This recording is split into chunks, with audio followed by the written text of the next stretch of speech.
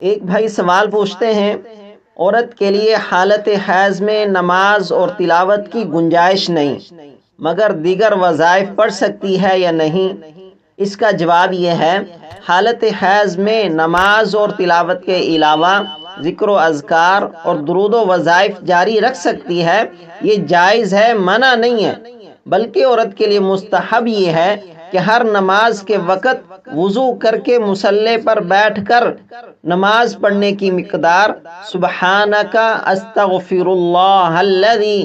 لا الہ الا هو الحی القیوم پڑھے تو اس کے نامہ اعمال میں 1000 رکعات لکھی جاتی ہیں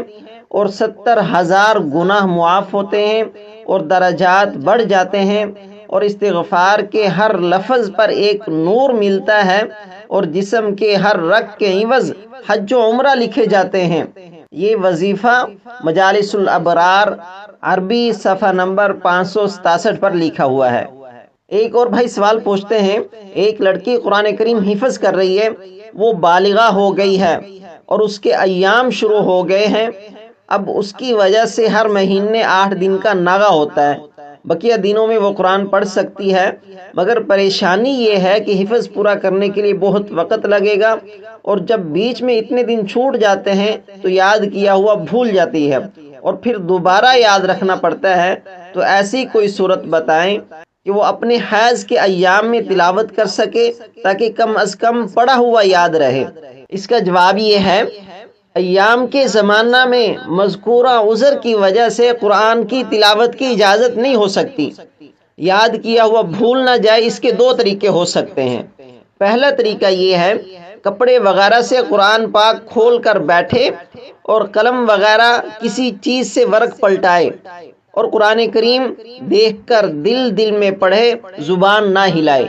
دوسرا طریقہ یہ ہے، کوئی تلاوت کر رہا ہو تو اس کے پاس بیٹھ جائے اور سنتی رہے، سننے سے بھی یاد ہو جاتا ہے۔ یہ دونوں طریقے جائز ہیں اور انشاءاللہ یاد کیا ہوا محفوظ رکھنے کے لیے کافی ہوں گے۔ ایک بھائی سوال پوچھتے ہیں، مخصوص ایام میں عورت کو اگر کچھ قرآنی آیات یاد ہوں تو کیا وہ پڑھ سکتی ہے یا نہیں؟ اس کا جواب یہ ہے، عورتوں کا مخصوص ایام میں قرآن کی آیات پڑھنا جائز نہیں، البتہ بطور دعا کے الفاظ قرآن پڑھ سکتی ہیں،